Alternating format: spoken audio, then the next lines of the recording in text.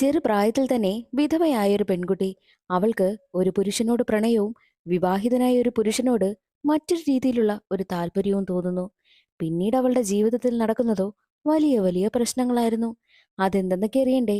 എങ്കിൽ നമുക്ക് 2003 റിലീസായ ചോക്കർ ബലി എന്ന ഹിന്ദി സിനിമയുടെ കഥ നോക്കിയാലോ? വീഡിയോയിലേക്ക് കടക്കുന്നതിന് മുൻപ് വീഡിയോ കാണുന്ന കൂട്ടുകാർ ഒന്ന് ലൈക്ക് ചെയ്തേക്കാനും ഹൈപ്പ് എന്നൊരു ഓപ്ഷൻ ക്ലിക്ക് ചെയ്തേക്കാനും മറക്കരുതേ. കഥ നടക്കുന്നത് സ്വാതന്ത്ര്യത്തിനു മുൻപാണ്. സെമീന്ദാർ കുടുംബത്തിൽപ്പെട്ട രാജലക്ഷ്മി എന്ന സ്ത്രീ, അവർ വിധവയാണ്. അവർക്ക് രണ്ട് മക്കളുണ്ട്. മൂത്തവന്റെ പേര് മഹേന്ദ്ര, രണ്ടാമത്തവന്റെ പേര് ബിഹാരി. മഹേന്ദ്ര യഥാർത്ഥത്തിൽ രാജലക്ഷ്മിയുടെ സ്വന്തം മകനാ. എന്നാൽ ബിഹാരി രാജലക്ഷ്മിയുടെ ബന്ധുവാണ്. ബിഹാരിക്ക് അച്ഛനോ അമ്മയോ ആരും തന്നെയില്ല. അതുകൊണ്ട് തന്നെ തന്റെ മകന്റെ അതേ പ്രായമായതുകൊണ്ട് രാജലക്ഷ്മി ബിഹാരിയെ വളർത്തുവാനായും ആരംഭിച്ചു. മഹേന്ദ്ര ഇപ്പോൾ ഡോക്ടറിന് പഠിക്കുക. അങ്ങനെ മക്കൾ വലുതായതുകൊണ്ട് തന്നെ രണ്ടുപേർക്കും വേണ്ടിയിട്ട് വിവാഹം നോക്കുകയാണ് രാജലക്ഷ്മി. തനിക്കിപ്പോൾ വിവാഹമൊന്നും വേണ്ട എന്നാണ് മഹേന്ദ്ര പറയുന്നത്. ചേട്ടന് വിവാഹമൊന്നും വേണ്ടെങ്കിൽ എനിക്കും വേണ്ട എന്നാണ് ബിഹാരിയുടെ മറുപടി. രാജലക്ഷ്മിയുടെ നാട്ടില് സുന്ദരിയായ ഒരു പെൺകുട്ടിയുണ്ട്, വിനോദിനി. വിനോദിനിയുടെ ഫോട്ടോ കൊണ്ടുവന്ന് മഹേന്ദ്രയെ കാണിക്കുന്നു. നീ ഇവളെ ഒന്ന് നോക്ക്, ഇവൾ എത്ര സുന്ദരിയാന്നൊക്കെ രാജലക്ഷ്മി പറയുമ്പോഴും എനിക്ക് വിവാഹം ഒന്നും വേണ്ട എന്ന് പറഞ്ഞിട്ട് ഫോട്ടോ തട്ടിമാറ്റുന്നു. അതേ ഫോട്ടോ കൊണ്ടുവന്ന് ബിഹാരിയെ കാണിക്കുമ്പോഴും ബിഹാരിയും ഫോട്ടോ കാണുവാനായിട്ട് കൂട്ടാക്കുന്നില്ല. ഈ വിനോദിനി സാധാരണ ഒരു കുടുംബത്തിൽപ്പെട്ടതാണ്. സാധാരണ എന്നല്ല, ഒരുപാട് കഷ്ടപ്പെടുന്ന ഒരു കുടുംബത്തിൽപ്പെട്ടതാണ്. വിനോദിനിക്ക് അമ്മ മാത്രമേ ഉള്ളൂ. അമ്മ രോഗിയായതുകൊണ്ട് തന്നെ എത്രയും വേഗം വിനോദിനിയുടെ വിവാഹം കഴിപ്പിക്കണമെന്ന് കരുതി രോഗിയായ ഒരാളെ കൊണ്ട് അവളെ വിവാഹം കഴിപ്പിക്കുന്നു. അതും വിനോദിനിക്ക് ചെറുപ്രായം മാത്രമാണ്. അവരുടെ നാട്ടില് ഒരു പ്രത്യേകതയുണ്ട്. അവിടെയുള്ള ആളുകളെല്ലാം വിശ്വസിക്കുന്നത് ആർക്കും തന്നെ ഇംഗ്ലീഷ് അറിയത്തില്ല. ഇംഗ്ലീഷ് അറിഞ്ഞു കഴിഞ്ഞാൽ അതാകെ പ്രശ്നമാണ്. അത് വല്ലാത്ത തെറ്റായിട്ടാണ് എല്ലാവരും കരുതുന്നത്. പക്ഷേ വിനോദിനിക്ക് ഇംഗ്ലീഷ് അറിയാമെന്നുള്ള കാര്യം അവളുടെ ഭർത്താവ് അറിയുന്നു. അറിയുന്നതോടുകൂടി അയാൾ മരണപ്പെട്ടു പോവുകയാണ് ചെയ്യുന്നത്. വിനോദിനിയുടെ ഭർത്താവ് മരിക്കുന്നതോടുകൂടി ചെറുപ്രായത്തിൽ തന്നെ അവൾ വിധവയായി മാറി. ഭർത്താവ് മരിച്ച് കുറച്ചുനാൾ കഴിഞ്ഞ് വിനോദിനിയുടെ സുഖമില്ലാത്ത അമ്മയും മരിച്ചുപോയി. വിനോദിനിക്ക് സ്വന്തമെന്നോ ബന്ധമെന്നോ പറയാൻ ആരും തന്നെയില്ല. വിധവയായ വിനോദിനി ചെറിയ ചെറിയ ജോലികളൊക്കെ ചെയ്ത് അവൾ അവളുടെ കാര്യമൊക്കെ നോക്കിയിരുന്നു. മാത്രവുമല്ല, ഒരു ഇംഗ്ലീഷുകാരിയായിട്ടുള്ള കന്യാസ്ത്രീയുടെ കൂടെയാണ് വിനോദിനി ജോലി ചെയ്യുന്നതും. അതുകൊണ്ട് തന്നെ അവൾ പതിയെ പതിയെ ഇംഗ്ലീഷ് പഠിക്കുകയും മാത്രവുമല്ല വലിയ വലിയ കാര്യങ്ങളെക്കുറിച്ചൊക്കെ അവൾ സംസാരിക്കുകയും ഒരുപാട് അറിവുകളൊക്കെ അവരിൽ നിന്ന് നേടുകയും ചെയ്യുന്നുണ്ട്. എന്നാൽ മറ്റൊരു വശത്ത് രാജലക്ഷ്മി തന്റെ രണ്ട് മക്കളും വിവാഹം കഴിച്ച് കാണുവാൻ വേണ്ടിയിട്ട് ഒരുപാട് ആഗ്രഹിക്കുകയാണ്. മൂത്ത മകനായ മഹേന്ദ്ര ഡോക്ടർ പഠിത്തമെല്ലാം കഴിഞ്ഞെത്തിയിരിക്കുന്നു. മഹേന്ദ്രനാണെങ്കിലോ വിവാഹത്തിനും സമ്മതിക്കുന്നില്ല. എങ്കിൽ പോട്ടെ, ബിഹാരിക്ക് വേണ്ടിയിട്ട് വിവാഹം നോക്കാമെന്ന് കരുതി കുറച്ച് പെൺകുട്ടികളെ നോക്കുന്നു. അതിൽ നിന്നും രാജലക്ഷ്മിക്ക് ഇഷ്ടപ്പെട്ട ആശാലത എന്ന പെൺകുട്ടിയുടെ ഫോട്ടോ ബിഹാരിയെ കൊണ്ടുവന്ന് കാണിക്കും.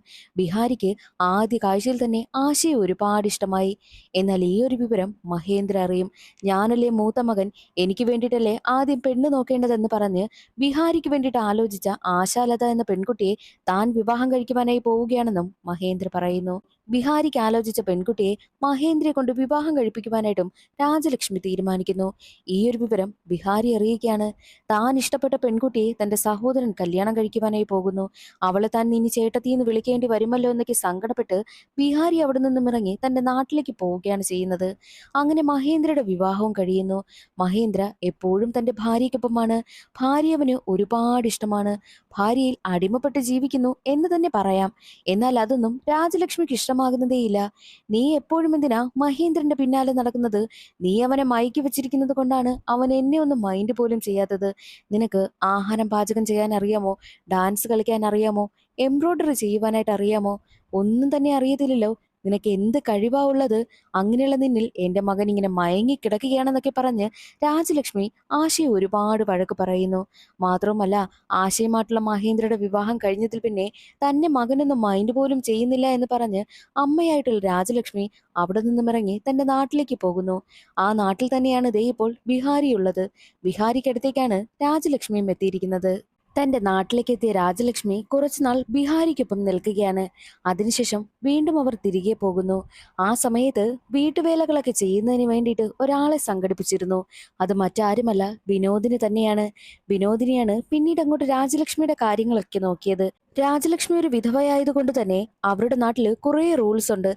അതൊക്കെ പാലിക്കണം. വെള്ള വസ്ത്രം മാത്രമേ ധരിക്കാൻ പാടുള്ളൂ. വിധവകൾ ചായ കുടിക്കാൻ പാടില്ല, കാപ്പി കുടിക്കാൻ പാടില്ല, കളറുകളൊന്നും തന്നെ തൊടാൻ പാടില്ല, വിശേഷ ദിവസങ്ങളിൽ പുറത്തിറങ്ങുവാൻ പോലും പാടില്ല. അങ്ങനെ കുറേ റൂൾസ് ഉണ്ട്. ഈ റൂൾസ് എല്ലാം ഫോളോ ചെയ്യുകയാണ് രാജലക്ഷ്മി. എന്നാൽ രാജലക്ഷ്മിക്ക് ചായ കുടിക്കണമെന്നൊക്കെ നല്ല ആഗ്രഹമുണ്ട്.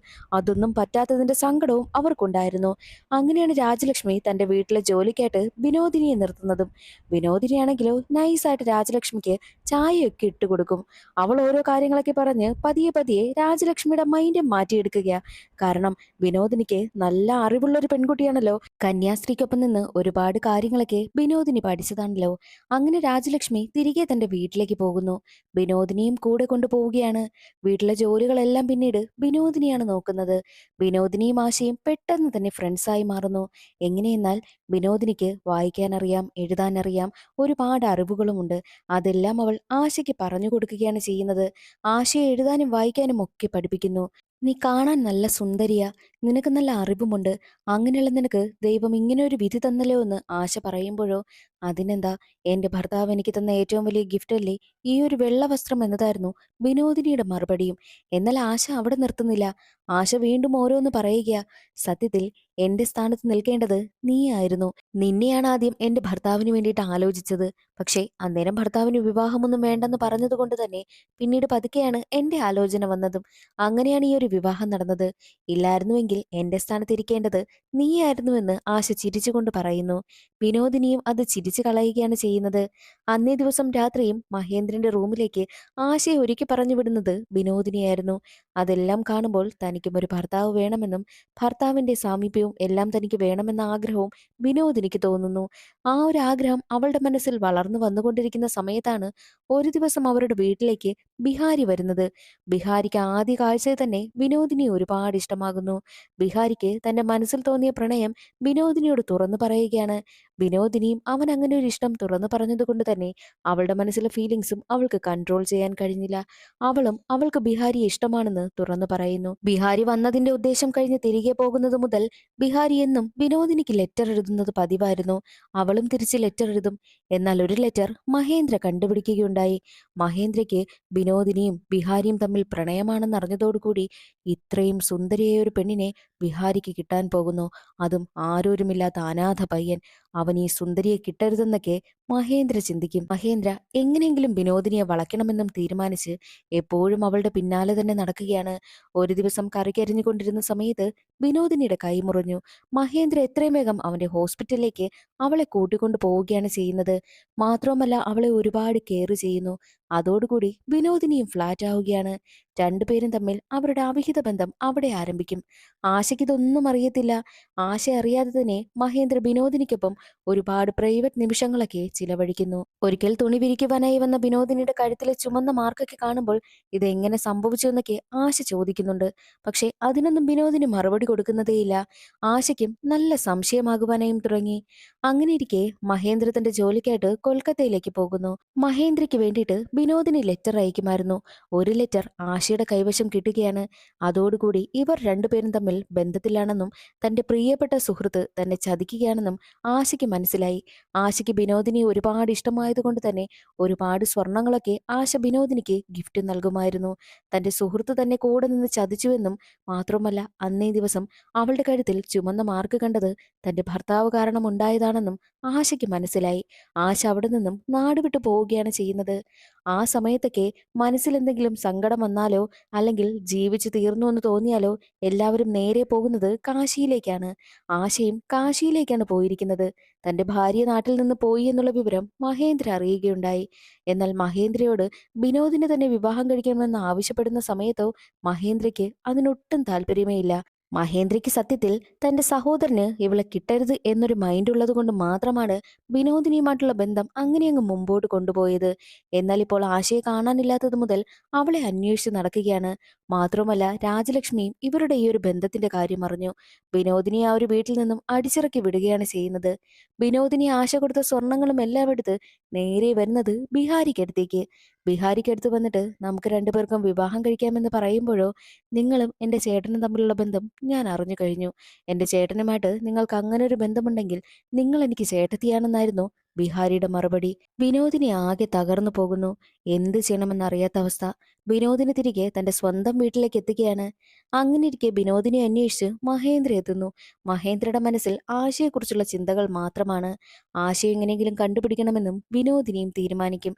അങ്ങനെ അവർ രണ്ടുപേരും നേരെ പോകുന്നത് കാശിയിലേക്കാണ്. കാശിയിൽ വെച്ച് ആശയെ കാണുന്നു.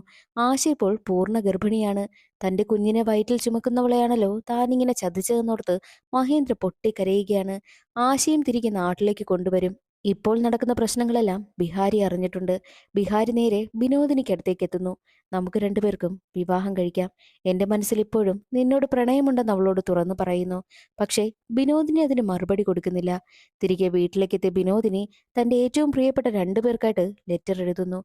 ഒന്ന് തന്റെ ഏറ്റവും പ്രിയപ്പെട്ട സുഹൃത്തായ ആശയ്ക്ക്, രണ്ടാമത്തേത് താൻ മനസ്സുകൊണ്ട് സ്നേഹിച്ച ബിഹാരിക്കും. ബിഹാരിക്ക് എഴുതിയ ലെറ്ററിൽ അവൾ സൂചിപ്പിച്ചിരുന്നത് ബിഹാരിയോട് അവൾക്ക് തോന്നിയ പ്രണയത്തെ പറ്റിയാണ്. മാത്രവുമല്ല, ചെറുപ്രായത്തിൽ ഭർത്താവ് നഷ്ടപ്പെട്ട് വിധവയായ ഒരു പെൺകുട്ടിയായിരുന്നു വിനോദിനി. മാത്രവുമല്ല, ആ സമയം മുതൽ അവളുടെ മനസ്സിൽ തോന്നിയിരുന്ന അടങ്ങാത്ത ആഗ്രഹവും മോഹങ്ങളും അതൊക്കെയായിരുന്നു ലെറ്ററിൽ എഴുതിയിരുന്നത്. ബിഹാരിയോട് അവൾക്ക് തോന്നിയ പ്രണയം സത്യമായിരുന്നു. പക്ഷെ അതുപോലെ തന്നെയാണ് മഹേന്ദ്രനും തന്നെ പ്രണയിച്ചത്. മഹേന്ദ്രനോടും തനിക്ക് പ്രണയം തോന്നുകയുണ്ടായി എന്നൊക്കെ പറഞ്ഞ് അവളുടെ മനസ്സിലുണ്ടായിരുന്ന കാര്യങ്ങളെല്ലാം എഴുതിയിരുന്നു. ഈ ബിഹാരി സ്വാതന്ത്ര്യത്തിന് വേണ്ടിയിട്ട് പോരാടുന്ന ഒരാളാണ്. അതുകൊണ്ട് തന്നെ നിന്നെപ്പോലെ നല്ല മനസ്സുള്ള ഒരാൾക്ക് നല്ലൊരു പെൺകുട്ടി വരുമെന്നെഴുതിയാണ് ആ ലെറ്റർ അവസാനിപ്പിച്ചിരുന്നതും. വിധവകൾ സമൂഹത്തിൽ നേരിടുന്ന പ്രശ്നങ്ങളെ പറ്റിയും അവരുടെ മനസ്സിലുണ്ടാകുന്ന ചിന്തകളെ പറ്റിയും ഒക്കെ തുറന്നു കാണിച്ച ഈ ഒരു സിനിമയുടെ കഥ ഇവിടെ അവസാനിക്കുന്നു. ഇന്നത്തെ ഈ ഒരു വീഡിയോ എല്ലാവർക്കും ഇഷ്ടമായെന്ന് കരുതുന്നു. ഇഷ്ടമായാൽ ഒന്ന് സപ്പോർട്ട് ചെയ്തേക്കണേ. അടുത്തൊരു വീഡിയോയിൽ കാണാം. അതുവരെ എല്ലാവർക്കും ബായ്.